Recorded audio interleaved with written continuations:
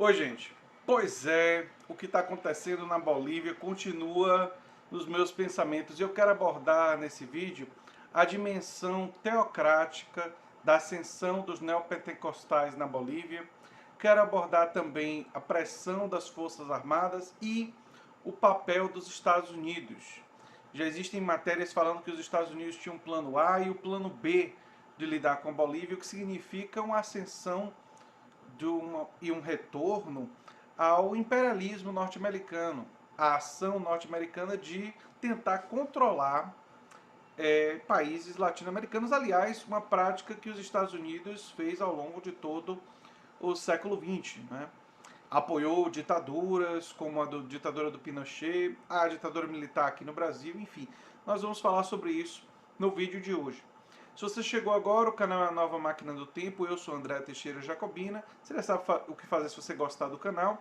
E tem links das nossas outras redes sociais do nosso apoio no comentário fixado. E eu sempre coloco no comentário fixado as fontes, meu e-mail, todas as informações, sempre no comentário fixado. Chequem antes de perguntar, porque normalmente o que você está procurando está lá. Enfim, vamos falar sobre a Bolívia. Eu venho lendo de ontem para hoje matérias sobre isso, né? E não vou me basear aqui em uma única matéria, eu vou fazer uma síntese de muitas coisas do que eu tenho lido, né? Uma das coisas que mais me assustou foi justamente que logo depois do anúncio por parte do Evo Morales e do seu vice de que ele iria renunciar à presidência, claramente, ao meu ver, para evitar uma coisa pior, porque a Bolívia caminhava para uma guerra civil, para muita violência, e ele foi uma atitude, a meu ver, magnânima, né? Ele buscou evitar isso daí. Pouco tempo depois, o adversário político dele entrou lá no palácio com a Bíblia e fez uma coisa religiosa e tal. E eu preciso deixar claro aqui que o respeito à liberdade religiosa é uma das liberdades mais importantes das democracias. A laicidade do Estado, o Estado ser neutro para com as religiões, o que às vezes as pessoas não entendem, mas o Estado ser neutro significa não privilegiar uma religião em detrimento das outras. Né? São valores fundamentais das democracias. Quando a gente caminha para um outro lugar, quando a gente caminha para um lugar de uma religião se sobrepondo às outras, nós temos um Estado teocrático. Se vocês querem um exemplo, deem uma olhadinha para ver como é a Arábia Saudita. A Arábia Saudita é uma típica teocracia. O Irã é uma teocracia. E existem outras teocracias pelo mundo. E a ameaça de uma influência organizada de uma determinada religião que quer impor sua vontade é uma ameaça constante nas democracias. A partir do momento que um movimento, como parece ser o movimento neopentecostal lá na Bolívia, se organiza e quer ascender ao poder, ele passa a ser, obviamente, parte da política do país e parte que pode ser criticada. Só que criticar um movimento de natureza religiosa é um tabu. É tabu criticar, porque as pessoas juntam as duas coisas, como se você estivesse criticando o direito individual das pessoas em terem a religião, quando você critica a ação política de um movimento motivado por razões religiosas. Essas duas coisas, que são duas coisas diferentes, acabam virando uma coisa só, e você acaba sendo proibido, esse é o discurso, de criticar a mobilização política desse grupo.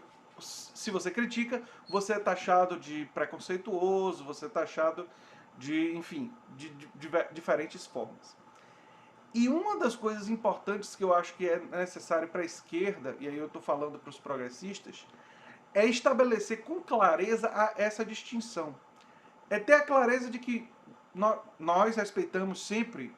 Você quer ser budista, você quer ser cristão, quer ser evangélico, quer ser neopentecostal, você quer ser judeu, quer ser muçulmano, isso é absolutamente coisa de fórum íntimo sua, quer ser ateu, quer ser agnóstico. Essa é uma questão sua, não pertence às outras pessoas. E você tem toda a liberdade de ser. Uma outra coisa é, quando você organiza um movimento político que tem objetivos específicos e, entre esses objetivos, está, por exemplo, a negação da teoria da evolução nas escolas, negação do aquecimento global, quando nesse movimento está uma negação do conhecimento científico, quando nesse movimento nós temos coisas como uma política de alinhamento à política norte-americana e, por isso, de associação ao imperialismo norte-americano, nós podemos e devemos, e aí é o mais significativo, criticar duramente o seu movimento político. Não por ele ser de inspiração religiosa, mas pelas consequências nefastas que isso vai ocasionar na sociedade. Essa distinção, que é sutil e é muito importante, infelizmente é perdida em algumas pessoas. Aliás, eu acho que existe uma chance de alguma pessoa vendo esse vídeo não me compreender, aliás, como tem acontecido aqui no canal algumas vezes, né? E achar que eu estou sendo agressivo contra os neopentecostais da Bolívia ou estou sendo preconceituoso com eles. Quando na verdade me preocupa é uma orientação teocrática dentro do Estado. É a influência de uma determinada perspectiva em detrimento das outras. A pessoa ter a sua perspectiva e defender ela não é o grande problema, mas quando você quer tirar o direito dos outros, quando você está atacando, no caso da Bolívia, as populações indígenas, aí eu fico preocupado. Para quem não sabe, já tem notícias de que imagens das religiões indígenas, ou melhor, ameríndias, talvez seja o termo mais adequado, né? O povo fica meio neurótico com os termos. Eu sou uma pessoa, enfim, que não tem esse grau de purismo, mas enfim. A população ameríndia tem várias de suas imagens já retiradas. Está acontecendo uma perseguição dos neopentecostais na Bolívia a religiões tradicionais ameríndias. Isso é um absurdo. Assim como seria um absurdo se os neopentecostais ou cristãos estivessem sendo perseguidos. Os mesmos valores e critérios que me fazem condenar uma perseguição são os mesmos que me fazem condenar a outra. Porque o que está errado não é a religião A ou religião B, é a perseguição. É a violência contra minorias, é a violência contra a fé dos outros e as formas diferentes de ser culturalmente diferente que são erradas. Assim como eu condenei quando Donald Trump caracterizou de forma absolutamente preconceituosa os latinos, especialmente os mexicanos, que iam para os Estados Unidos. E não existe muita diferença desse tipo de xenofobia para o preconceito que nós estamos vendo na Bolívia. E que, aliás, diferentes formas de preconceito e ódios estão assumindo em vários lugares do mundo. Nós vemos paralelos com o Brasil que me preocupam muito. Quais são os paralelos que me preocupam no Brasil? Me preocupa o paralelo que nós também temos uma ascensão neopentecostal aqui no Brasil. E o problema não é serem neopentecostais, mas o problema são as consequências práticas de determinados aspectos que essa religião está assumindo. Por exemplo, eu me lembro, quando eu estava trabalhando como professor substituto na Faculdade de Medicina, aqui da Bahia, na Federal, que alguns agentes comunitários contaram para a gente que em algumas comunidades tinha gente recusando o atendimento médico e preferindo o atendimento do pastor porque acreditava que o pastor tinha poderes mágicos e que por isso não iria mais se orientar pela medicina ocidental. Isso significa que crianças, sim, crianças, não vão ter acesso a vacinas, não vão ter acesso a atendimento básico por causa da crença dessas pessoas. Aí nós estamos entrando no terreno de prejuízos e de prejuízos aos direitos fundamentais das pessoas e especialmente crianças que não podem se defender. E aí entra uma questão muito complicada. Muito, muito complicada. Que princípios diferentes entram em conflito. O princípio que nós queremos sim respeitar, o direito dos pais de cuidar da criança como eles acharem melhor, mas ficamos preocupados quando esse direito chega ao ponto de prejudicar a saúde e levar crianças a morrerem. Quando chega a esse ponto, humanistas como eu, ficamos preocupados. E achamos que ultrapassa-se um determinado limite, principalmente quando há o reconhecimento da importância dos avanços da ciência médica e tudo que ela pode trazer em termos de aumento de expectativa de vida, combinada com não é só o avanço da ciência, mas especialmente políticas como as unidades de saúde da família, que atendem a população, especialmente mais pobre, mas a população em geral, e que com isso contribuíram decisivamente para aumentar a expectativa de vida, reduzir mortalidade infantil e tudo mais. E essas religiões aplicadas dessa forma podem levar a retrocessos nesse aspecto. Isso me preocupa. Me preocupa quando nós vemos boa parte das Forças Armadas e generais apoiando o governo Bolsonaro e até mesmo dando a aparência de que se houver um levante, se acontecer um levante de pessoas de esquerda nesse país, o Eduardo Bolsonaro disse que a resposta deles pode ser o endurecimento do regime. E a gente não vê nas Forças Armadas brasileiras uma clara postura de dizer isso é impossível, jamais faremos isso, estamos 100% do lado da democracia. É um paralelo complicado. Um outro paralelo curioso que eu vejo no discurso é se falar muito de alternância de poder. Acho engraçado quando se usa esse termo alternância de poder para criticar o Evo Morales, porque não se usa esse termo para falar da Angela Merkel. E quanto tempo a Angela Merkel está no poder na Alemanha? Acho que desde 2005. Até hoje, não teve alternância por lá. E ninguém chama a Alemanha de ditadura, tirania, nem nada disso. Quanto tempo Margaret Thatcher foi primeira-ministra da Inglaterra?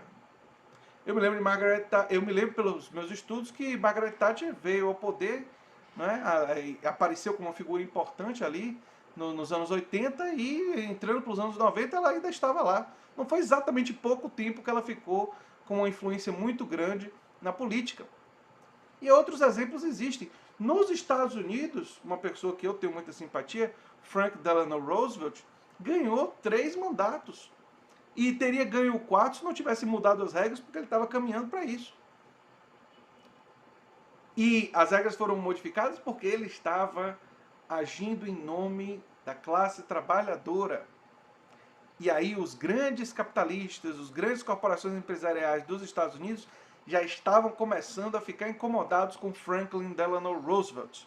Especialmente com aquele último discurso que ele deu, e ele já dava sinais antes do discurso que ele iria falar aquilo. E qual era a natureza do discurso dele? Ele disse que direitos políticos não podem deixar de vir acompanhados por direitos econômicos. Esse foi o verdadeiro beijo da morte, né? Porque depois que ele diz aquilo dali, ele, não só ele, toda a ala dele que apoiava ele, precisava ser extirpada da política americana. Ele morreu, até onde eu sei, por razões naturais, não estou sugerindo diferente, mas o que se deu nos anos seguintes para desconstruir a aliança que existia em torno de Roosevelt não foi por acaso. Foram as forças imperialistas, as forças do grande capital, fazendo um reordenamento dos Estados Unidos para se afastar do caminho que os Estados Unidos estavam seguindo naquele momento, que era um caminho na direção do estado de bem-estar social. E esse caminho foi cortado. E eles foram em uma outra direção. E aconteceu o que todo mundo sabe, né? Com o passar dos anos, os Estados Unidos foi caminhando cada vez mais para aumentar a desigualdade entre os mais ricos e os mais pobres. Não, é o único país desenvolvido a não ter um sistema universal de saúde. E os Estados Unidos, depois do governo Reagan, caminhou para se tornar o país mais desigual entre os desenvolvidos em todo o planeta. Ou seja, entre o grupo dos países desenvolvidos, o mais desigual de todos, o que tem mais pobreza, é os Estados Unidos. Que também é o mais rico.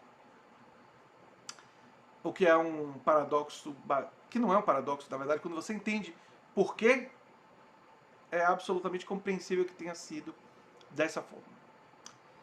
Meu vídeo anterior, algumas pessoas criticaram meus títulos, que são meio sensacionalistas, agressivos e tal. E às vezes revelam preocupações. E eu quero dizer para as pessoas o seguinte, eu coloco esses títulos para chamar atenção mesmo, para atrair as pessoas, para dar uma sacudida nelas e dizer, olha, nós temos que acordar, nós temos que ter clareza dos perigos que se avizinham na nossa democracia.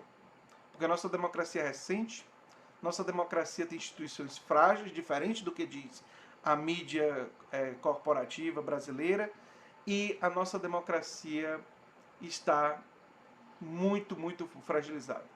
Já foi alvo de um golpe político parlamentar, jurídico parlamentar, sobre a Dilma, com todos os equívocos e os problemas e críticas que eu tenho a Dilma, eles já tiraram ela do poder. Já fizeram uma eleição com dinheiro sujo, com fake news e com a associação e a conexão entre o empresariado, Forças Armadas e a bancada ultra-evangélica, ultra-conservadora. E nós caminhamos fortemente num cenário incerto e num cenário que nega a ciência, que nega direitos sociais, que nega a nossa própria Constituição. E que muito do que foi construído depois da Constituição Cidadã de 88 está sendo destruído por esse governo. E eles vão usar indicadores macroeconômicos para maquiar isso e para enganar as pessoas. Esse, aliás, é um tema de um futuro vídeo meu sobre o assunto. É bastante preocupante. E nós vamos ter que lutar pacificamente, de forma pacífica. Participar de manifestações, atuar nas redes sociais, difundir ideias, defendendo democracia, defendendo direitos sociais, defendendo a auditoria cidadã da dívida, defendendo reforma tributária que faça justiça tributária, defendendo justiça ambiental. Nós vamos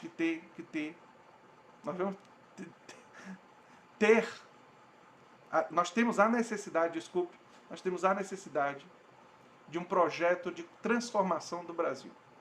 Isso é fundamental. Sem isso, as forças que nós enfrentamos são grandes demais para serem derrotadas. E mesmo com um projeto, e mesmo com alianças, não vai ser fácil. Mas tudo que vale a pena na vida, normalmente é muito difícil. Então, esse é um alento. Um abração, gente. Esse foi o alerta de hoje, diante do que aconteceu na Bolívia. Mas temos o que aconteceu no Chile, para lembrar que a população pode sim se levantar contra essas medidas e pode forçar os governos a fazerem alterações. Então não se foquem apenas na Bolívia, mas lembrem do Chile também. Um abração. Se você gosta do que eu faço, dê um like, compartilhe, divulgue e quem sabe se torne apoiador do canal. Até o próximo vídeo. Tchau, tchau.